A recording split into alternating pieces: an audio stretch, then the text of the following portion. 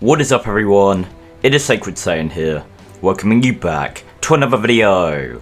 Today, we're going to be doing the 5th episode of the series, What If Goku is in My Hero Academia? If you end up liking today's video, then please consider subscribing. It is free, and you can always unsubscribe later. Also, if you want to join my Discord server, then there is a link to that in the description of the video. You can talk to me and my community, grind for roles, hang out, and if you put your art on the art text channel and 10 people react to every star, it will get featured at the end of a video. Also, if you want to support me and the channel, then you can become a channel member. There's a link in the description of the video to become one. There are multiple tiers, and each of them give you more and more perks. If you guys enjoy this part and want to see more parts of this series, then get this video to 500 likes. And with all of that out of the way, let's get into the 5th episode of What If Goku Was in My Hero Academia? All of the students of Class 1A are sitting in their seats, as Mr. Aizawa pulls up the amount of internship requests each student has. Goku has the most requests, because of the amazing spectacles he made in the sports festival, along with actually winning it.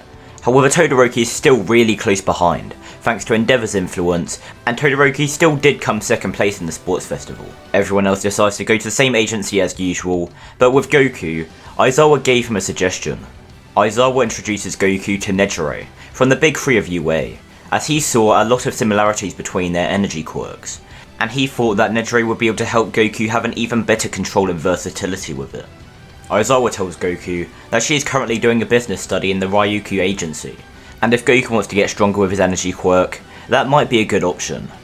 Goku agreed as soon as he heard he could get stronger, so he joins the Ryukyu agency, and after he puts on his new and improved hero costume, since the old one was destroyed in the USJ incident, Nejire begins to show Goku what she can do with her quirk, and Goku begins to imitate it.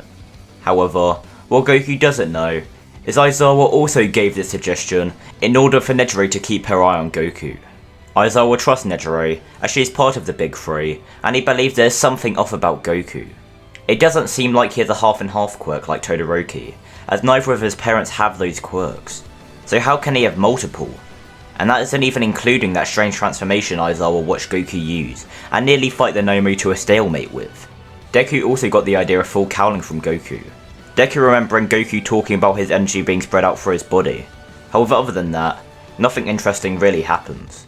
There's still the fight against Stain, with Deku, Todoroki and Ida, but that doesn't change, so we're going to move on to the final exam. Goku and Momo have been getting a lot closer, and the teachers realise this, so they specifically put them on different teams, and as long as Goku doesn't face All Might, he would win against his teacher, and luckily, he doesn't. So Goku finishes the exam, and we now head to the forest training arc. Goku choosing to wear his hero costume at the training camp, so he can get more experience wearing it. The bus stops on top of a mountain, and when all the students exit, they are introduced to the wild pussycats, and shortly after, they are all sent tumbling into the forest. Goku knows he could easily just fly over the forest, however that clearly isn't the point, so he fights through the forest along with his other classmates, eventually arriving at their training camp, and things remain practically the same, other than Goku is the one who flies up and prevents Mineta from looking over the wall at the girls, and when everybody's assigned their training methods, Goku is left for last, and Aizawa tells Goku that his goal is to unlock that transform state he used in the USJ once again. Goku needs to try emulate whatever emotion he used to access that power, and try to gain control of that transformation. He also wants Goku to increase his regular strength, along with how much of his energy he can fire out. And finally, he wants Goku to increase his flying speed. Goku says, that sounds like a lot more than most of his classmates have to do. But Aizawa simply says that even though Goku is the winner of the USJ Sports Festival, he still has the most room to improve, because of the new abilities he is discovering. Goku nods, and he goes off to begin his training, Aizawa watching and contemplating. Nejire told him that Goku seems like a great hero in training, and very eager to learn, but Aizawa thinks there's still something off about him, and he isn't the only hero that noticed this. We now head to the evening, where people are doing the bravery test. Goku, Momo and Deku are all talking, when they hear a large explosion. Deku quickly rushing off to go find Koda, while Goku and Momo go to try find Mr. Aizawa. But while they are looking for him, they encounter Darby. Darby smirks, saying into an earpiece that he's found the kids, and he then tells the kids that they are coming with him. So how about they make things easy and just give up? Goku cracks his knuckles, telling Momo to run and find Mr. Aizawa while he handles this guy. Momo saying she can help, and Goku says he knows she can, but she can help more people if she finds Mr. Aizawa. Momo knows Goku is right, so she reluctantly says fine as she runs away. Darby smirking, and thinking that things just got a whole lot easier, and he then shoots his blue flames at Goku. Goku quickly jumping out of the way and flying into Darby, punching him in the gut, and he sends Darby flying into a tree. Goku then looks at Darby, though Goku looks confused as Darby seems to be completely made out of mush. But before Goku can do anything, Mr. Compress traps him in a marble, and he tells his teammates that they got the main one, now they just need the girl. Deku finishes his fight with Muscular the same way as normal, and he brings Koda to Aizawa, then warning Aizawa that the villains are here for Goku and Momo, and he tells Aizawa that the villain he was fighting started laughing and told him that they've already got Goku. Aizawa has a panicked expression on his face. Deku then running off and looking for Momo, and he's only able to find her just as she is turned into a marble by Mr. Compress. Deku then looks in shock as Mr. Compress is holding not 2 marbles but 3, and as Mr. Compress begins to walk backwards through a portal along with the other villains, Deku jumps out, narrowly grabbing one of the marbles as the portal closes.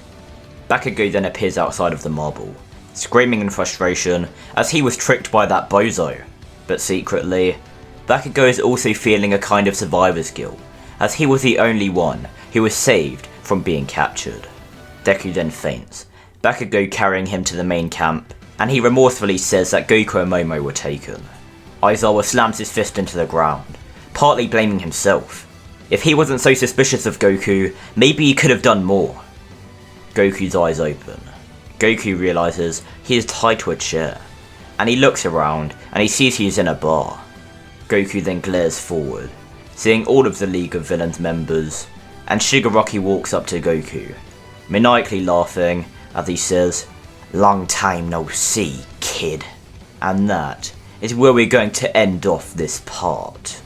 Hopefully you guys enjoyed this video, and if you did, then make sure to like, comment, and please do subscribe. It is quick and easy to do. Also, I want to give a huge thank you to Fatherku, Neo Whitcomb, Destroy God Broly, Yeti Myth, and Frederick Frankenstein for becoming channel members.